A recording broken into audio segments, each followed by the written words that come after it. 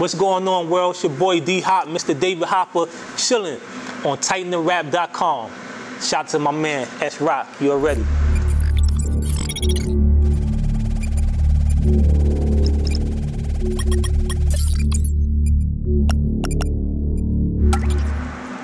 Your family was a big part of this book.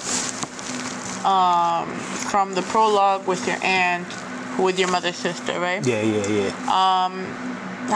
Tell me about, one, putting this book out and having your family involved in it.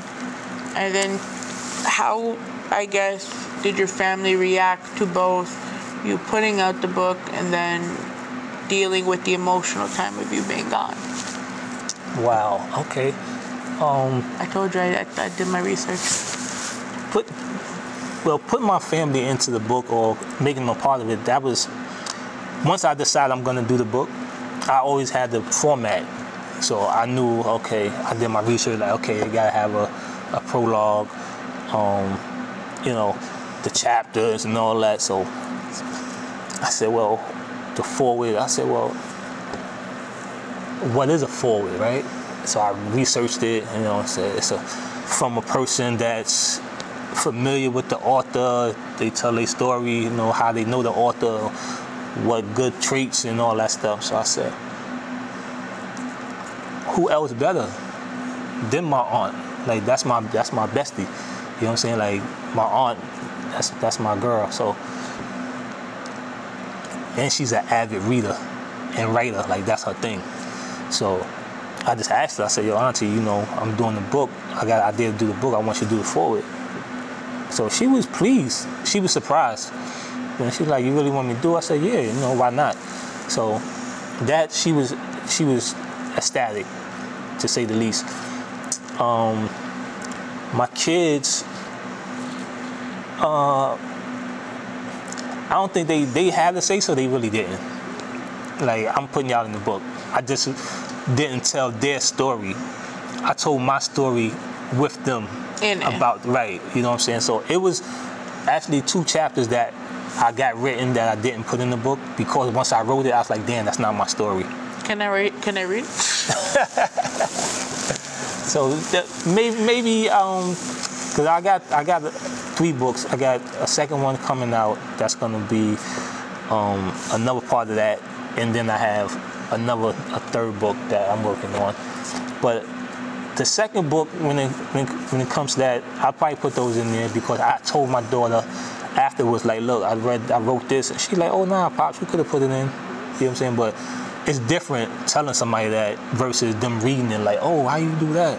How old are they now? Oh my goodness, you put me on the spot.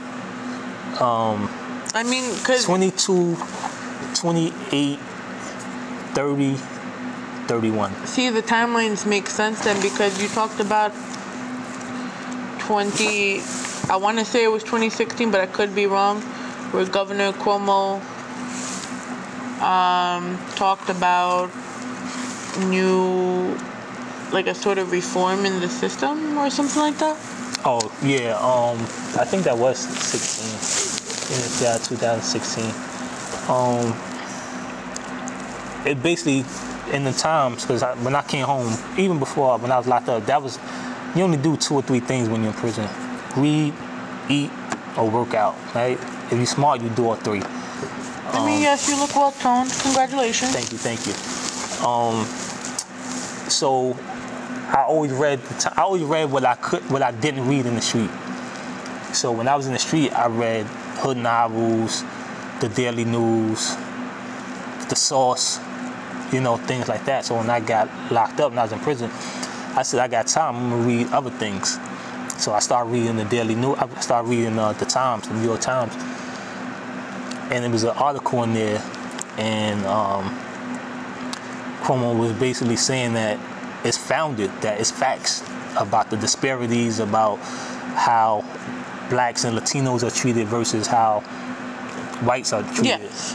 You know what I'm saying? So he basically was saying that it comes to a point now where things are going to get revamped, which he did. Things, it changed a little, but still not to the effect or the amount that it really, it's like a drop in the bucket.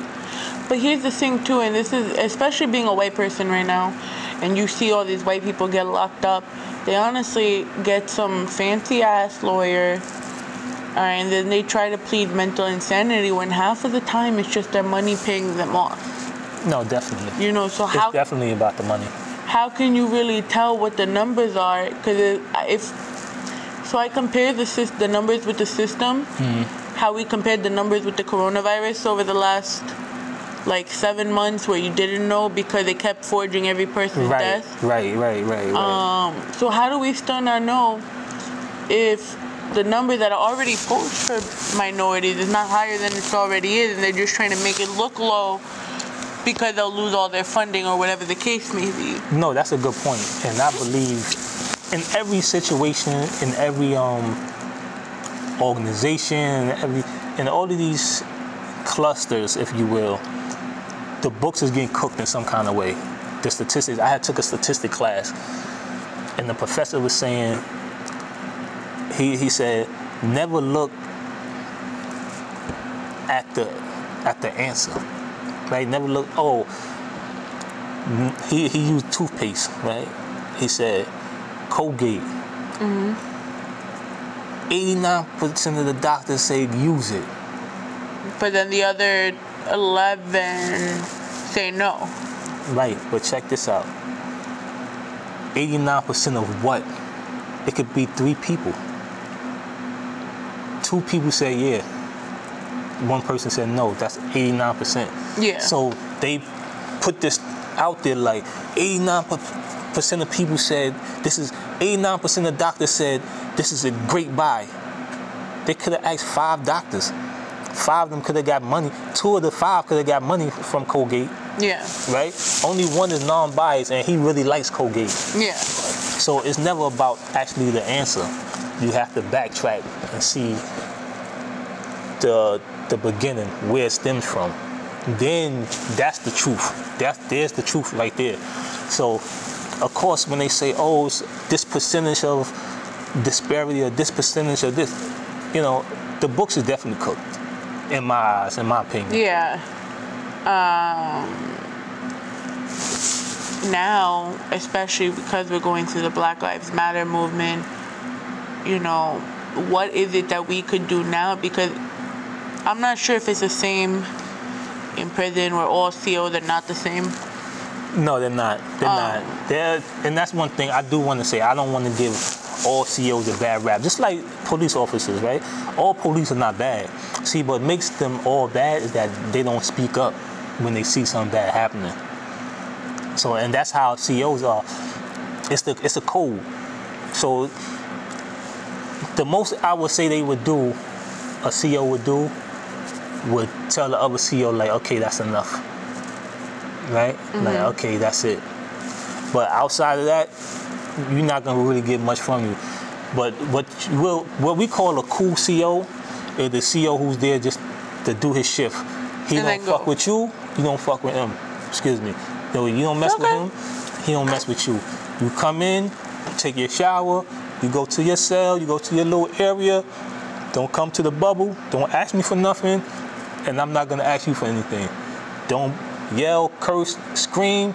Don't make me have to get up and do some work, and we gonna be all right. That's a cool CO, and that's the kind of CO you want. You want a CO to mind his business, and you mind your business. Let you do your bid, let him do his bid, and that's it. So what can we do now to bring reform? Because we have the issues surrounding Breonna Taylor. We have the issues over George Floyd, Eric Garner, Sean Bell. It's been going on years. Okay, and then there's so many stories happening in the prisons that we don't know about. So what can we do that could balance some type of reform for both on the outside and the in? I think first thing is from the outside is we have to learn how not to sign up for prison, because some of the guys that I know and just in talking, they say, oh, they snatched me off the street, right? Or, you know, they did me dirty, or they set me, you know, whatever they vernacular is, to put a negative spin on the police, the system that brought them into prison, right? We have to learn not to volunteer for prison, because that's what it is. 9 times out of 10, 9.5 times out of 10, we're gonna go to the percentages, right? Okay. 9.5 times out of 10. But this is based on whose statistics right now? Yours Right. or? Yeah, no, mine's, because I'm Okay. living. I'm living. You're living breathing, proof. I'm proof. We sign up for it. Hey, I'm right here. Take me to prison. Right? That's what we do. We outside. We selling drugs. Right? We shooting each other. We robbing people. Right? These are things that we do in society. But And then we say, oh, we getting a bad rap. How about we learn how to, I ain't gonna say go to school, because school is not for everybody. yeah. So you get something, entrepreneurship, right? You get some kind of trade. You get something. And I'm saying we, because you ask how can we stop what's going on. The first thing for me, we have to stop going to prison. We have to stop going to prison. That's the first thing. Because once, you know how prison exploded the way it is, the way it did? No. The crime bill, right? The Joe Biden bill. They flipped that bill around and made minor crimes punishable by prison, right? With prison time. Before that, we go to prison, it was whatever the percentage was, but once we see that this bill is made, see, people ain't understand it. Now, today, in this day and age, people have a piece of what these bills and these politicians and these politics mean. That bill is 1992, right? Whatever year that was, the bill came out. People had no idea what it meant until 3 years ago, right? Until Obama got in the office. Yeah. Now they say, oh yeah, that was the bill. Oh yeah, that flipped that messed up a whole generation. Y'all just figuring that shit out? So the first thing we have to do is educate ourselves. And I mean, educate one another. Me and my cousin was talking the other night, and we basically, it came to a point where he asked the same question. We asked each other, and it was like, basically, we have to teach ourselves to learn. Like college. When you go to college, they give you a syllabus, and they say, be ready on them days for this test. Be ready on these days for this assignment. Right.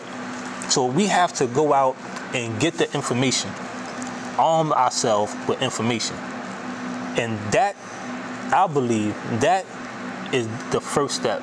Arm yourself with the information, education. That's first.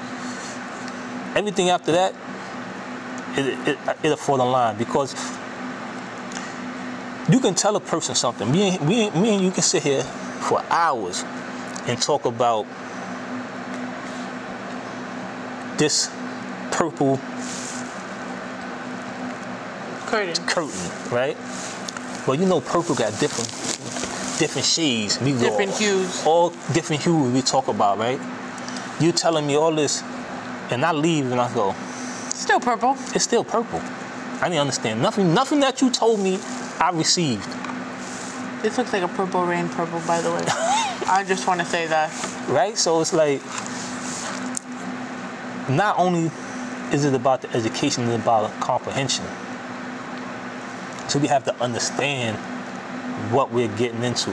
Understand. A lot of times, people out here, we out here, we doing these crimes, we don't really understand what kind of time we would get. If you understood the time you would get, most of the time, a person be like, nah, I'm not gonna do that, because I don't have that in me. If I know if I sell 10 pieces of crack, that can lead me to getting 3 to 5 years in prison. Nah, I'm not gonna do that. So it's just a matter of educating ourselves, just getting the ins and outs of what's going on. It was an old saying in the black community, right? People know, when we find out, we, black people, when we find out, white people are already 10 years ahead of it. They give it to us because they used it up already. Think about it. Real estate is popping right now for the black folks. You know why? Because the white people done got all their money out of it already. Now it's popular. They like, yo, we could get a house and we could get a store. But you guys always could have gone there. My point exactly. I mean, it's just popular now. You know why? Because the white people already did it.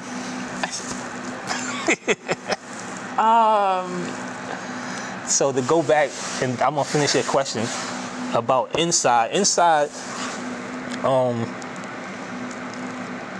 I think it comes from outside basically, because it goes to, and we're around voting time. It goes to knowing who is in charge, who make these laws, who make these rules, who are the people that reprimand the people who break the rules. Because we in prison, and you have somebody that, you know, a CO, a correctional officer that breaks a rule, he only gets to answer to the sergeant. The sergeant answers to the warden. But if we have somebody, we vote a person in charge that has our best interests at heart, when the CO gets reprimanded, when he gets written up, that person is going to make sure that he gets reprimanded the way he should. So I think it's on the outside, it's us educating ourselves. Inside is about education, this voting and putting the people that we need in power, because it goes downhill from the top down. So you can tell all you want to the people on the ground, but if the higher ups don't change, then nothing on the ground will. So I have 2 more questions, give or take. So these 2 questions are tied together. That's why I said kind of 2.5, right? You wrote "Face to the Heavens" after you came out. I'm assuming because you talk about how you came back from the 7-year bid and everything. No, I actually didn't. So you just wrote... I foreseen that. That's how I write. You foreseen it? Yeah, like it's just... I used to think I was going to be a rapper, right? So, you know, you always rap about what you have and you don't got shit. Yeah. So, Faces to the Heaven was just thoughts. Like everything, all my poems, they come from they basically start like one line. It's a thought, and then I build off of it. I put that one line in there somewhere. It don't have to be at the beginning or the end. It's just in there, and then I build. But that Faces to the Heaven, I started it because it was maybe half of what's in the book. So I did finish it at the outside, but for the Face to the Heaven, that line, I started, it was in prison. So when you came out, because you foresaw everything, what was the adjustment to normal life after? Oh, it was definitely culture shock. That's a good question. When I came home, the first thing that was different, the transition, the first thing was actually having to be in the house at 8 o'clock. Oh, so because you had a curfew because of probation. Right. Yeah, parole, I had a curfew. That was a little weird for me because it was summertime. So at 8 o'clock, it was still nights. It was still daylight. So I'm like, I gotta go in the house. I think one of the biggest things though was crowds. I came home that Monday. I think it was the Monday or Tuesday after I came home. One of the older guys that I knew before I went away, connected with one of my friends. Was like, yo, tell him to come down to Harlem. I'm gonna take him out. I got something for him. So I go to Harlem, and we go to the restaurant. We go to 2 restaurants, the Red Rooster on Lenox, and it was just a lot going on. This is the first time me in a club in the setting since being in prison for 6 years. And it was grown folks, right? But it was just like A lot of people. a lot of people, right? So I'm like, I'm trying to have fun, but I'm really not.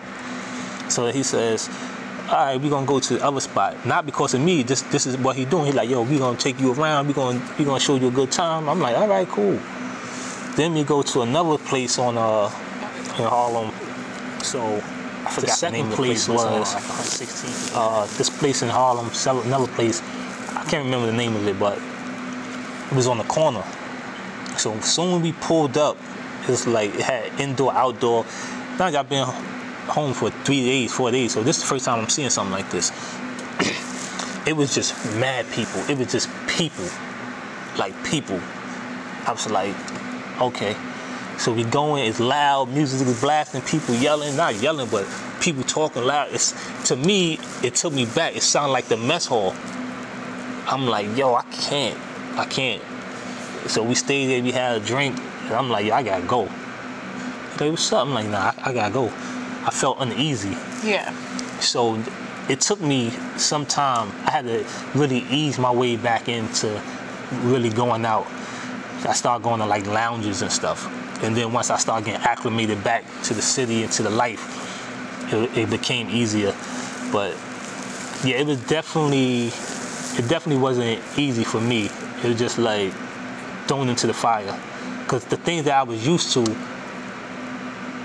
it's not the same no more. I'm used to going to the club, and that was my thing. But I guess my mind frame and just how things was moving versus how they was 4 or 5 days ago, it threw me for a loop.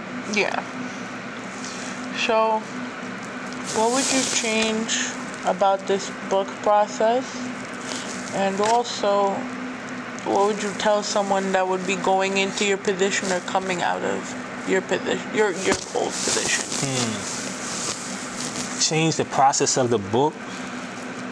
Nothing? Nothing really, because the process of the book made it that much sweeter. Everything about the process of the book I hated, except writing it. So everything, publishing it, getting it put on Amazon and the other sites, it was just a headache. And you think it's like, oh, it's just 1, 2, 3. Like, nah, it wasn't. So that shit was very frustrating.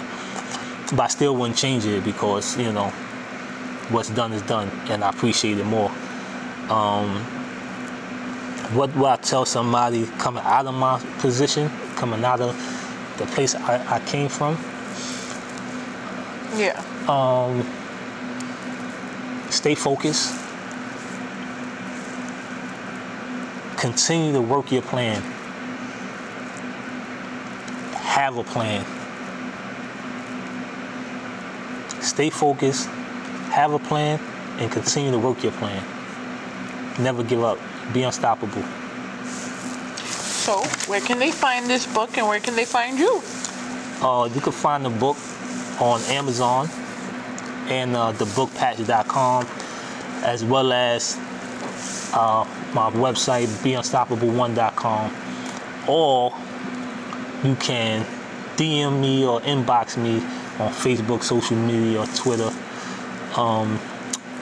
Social media, all of them is basically I am David, be unstoppable, something like that. It's You want me to look up your social media? Instagram is I am David _unstoppable. Facebook, David Hopper. And Twitter, I don't know Twitter because I barely use it. You should though. Twitter's the wave, man.